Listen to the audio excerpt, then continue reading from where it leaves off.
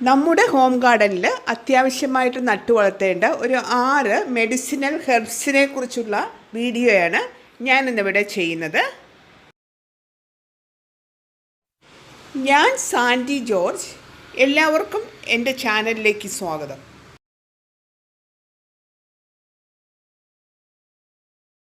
പുതിന ഡൈജഷനും അതുപോലെ തന്നെ വെയ്റ്റ് മാനേജ്മെൻറ്റിനും സഹായിക്കുന്നു.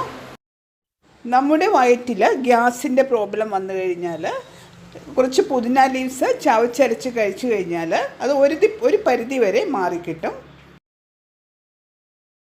അതുപോലെ തന്നെ പുതിന ഡ്രോപ്സും പുതിന ടാബ്ലറ്റ്സും ഇൻഡൈജഷനെ സഹായിക്കുന്നു. ന്യൂട്രിയൻ റിച്ചായ പുതിന ഇലകൾ സ്കിൻ കെയറിന് വേണ്ടിയിട്ടും ഉപയോഗിക്കുന്നുണ്ട്. അതുപോലെ തന്നെ കോൾഡിൽ നിന്നുള്ള റിലീഫിന് വേണ്ടിയിട്ട് പുതിനയിലിട്ട വെള്ളം തിളപ്പിച്ച് കുടിച്ചാൽ മതിയാവും. കൂടാതെ ഹെയർ ട്രീറ്റ്മെൻറ്റിന് വേണ്ടിയിട്ടും പുതിനയില ഉപയോഗിക്കുന്നുണ്ട്. ഇനി പുതിന എങ്ങനെ നമുക്ക് ഉപയോഗിക്കാമെന്ന് നോക്കാം. മിക്സിയിൽ വെള്ളം ചേർത്തടിച്ച് മിൻറ്റ് സിറപ്പായിട്ട് ഉണ്ടാക്കിയിട്ട് അത് ഫ്രിഡ്ജിൽ കീപ്പ് ചെയ്തിട്ട് ഉപയോഗിക്കാം. രണ്ടാമതായിട്ട് ഫ്രൂട്ട് സലാഡ് ബിരിയാണിയൊക്കെ ഉണ്ടാക്കുമ്പോൾ സ്പൈസപ്പ് ചെയ്യാം. മൂന്നാമതായിട്ട് മിൻറ്റ് ടീ ഉണ്ടാക്കാം. അതുപോലെ തന്നെ മസാല കറികളിൽ ആഡ് ചെയ്യാം. സ്മൂത്തിയിലും സൂപ്പിലും ഉപയോഗിക്കാവുന്ന പുതിന ഇലകൾ സാൻഡ്വിച്ച് ലെയർ ചെയ്യുന്നതിനും വളരെ നല്ലതാണ്. അലോവേരയ്ക്ക് anti oxidant and anti bacterial properties ഉണ്ട്. അലോവേര മുറിവുകൾ ഉണങ്ങുന്നതിനും അതുപോലെ തന്നെ പല്ലിൻ്റെ കെയറിനും ഉപയോഗിക്കുന്നു. കോൺസ്റ്റിപ്പേഷനിൽ നിന്നും റിലീഫ് ഉണ്ടാക്കുന്ന അലോവേര സ്കിന്നിൻ്റെ ഹെൽത്ത് ഇംപ്രൂവ് ചെയ്യാനായിട്ട് വളരെയധികം സഹായിക്കുന്നുണ്ട്. ബ്ലഡ് ഷുഗർ ലെവൽസ് റെഡ്യൂസ് ചെയ്യുന്ന അലോവേര ഹെയർ ഗ്രോത്തിന് വേണ്ടിയിട്ടും ധാരാളമായി ഉപയോഗിക്കുന്നു. ഇനി നമുക്ക് അലോവേര എങ്ങനെ ഉപയോഗിക്കാമെന്ന് നോക്കാം. പല ഫോംസിൽ അലോവേര നമുക്ക് ഉപയോഗിക്കാം. ഒന്നാമതായിട്ട് ഓയിൻമെൻ്റ് ആയിട്ട് ഉപയോഗിക്കാം. അത് ജെൽ ഫോമിൽ ഉപയോഗിക്കാം. ഓയായിട്ട് തന്നെ കട്ട് ചെയ്ത് അതിൻ്റെ ജെല്ല് ഉപയോഗിക്കാം.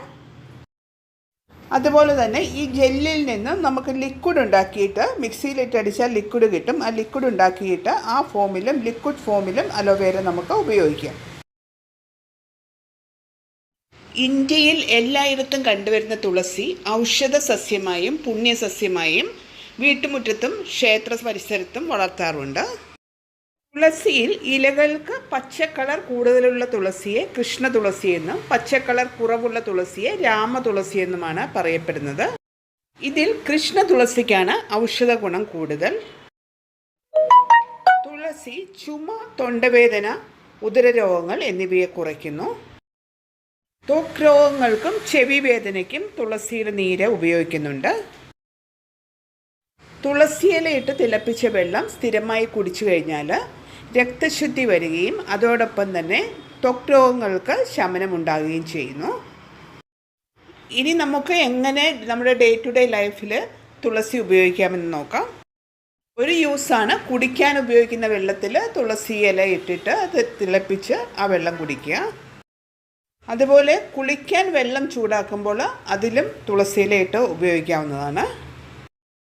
പനി, ജലദോഷം എന്നിവയെല്ലാം ഉണ്ടാകുമ്പോൾ വെറും വയറ്റിൽ കുറച്ച് തുളസിയില ചവച്ചരച്ച് കഴിക്കുക. രസം, മസാലക്കറികൾ എന്നിവ ഉണ്ടാക്കുമ്പോൾ കുറച്ച് തുളസിയില ചേർക്കുന്നത് ഗുണകരമാണ്. അതുപോലെ മുടിയുടെ വളർച്ചയ്ക്ക് സഹായിക്കുന്ന തുളസി നമ്മൾ മുടി വളരാനുള്ള എണ്ണ കാച്ചുമ്പോൾ അതിൽ കുറച്ച് തുളസിയില ഇട്ട് കാച്ചി കഴിഞ്ഞാൽ അത് വളരെ നല്ലതാണ്. അടുത്തത് പാസ്ലെ ഹെർബാണ്. ഇന്ത്യയിൽ പാസ്ലെ ഹെർബ് അജ്മൂദ് എന്നാണ് അറിയപ്പെടുന്നത്. ബ്ലഡ് ക്ലോട്ട് ആകുന്നതിനും അതുപോലെ തന്നെ നമ്മുടെ ബോൺസിൻ്റെ ഹെൽത്തിനും പാസ്ലെ ഹെർബ് വളരെയധികം സഹായിക്കുന്നു. പാസ്ലയുടെ ഇലകൾക്ക് കൊറിയൻഡറിൻ്റെ ഇലകളോട് സാമ്യമുണ്ട്. പക്ഷേ അത് രണ്ടും വളരെ വ്യത്യസ്തമായ ഹെർബ്സാണ്. പാസ്ലയിൽ ധാരാളം ആൻറ്റി ഓക്സിഡൻസും വിറ്റാമിൻ സിയും അടങ്ങിയിട്ടുണ്ട്. നമ്മുടെ കിഡ്നിയിൽ സ്റ്റോൺ ഉണ്ടാകുന്നത് നിയന്ത്രിക്കുന്ന പാസ്ലെ വിറ്റാമിൻ എയുടെയും ഒരു ഉറവിടമാണ്.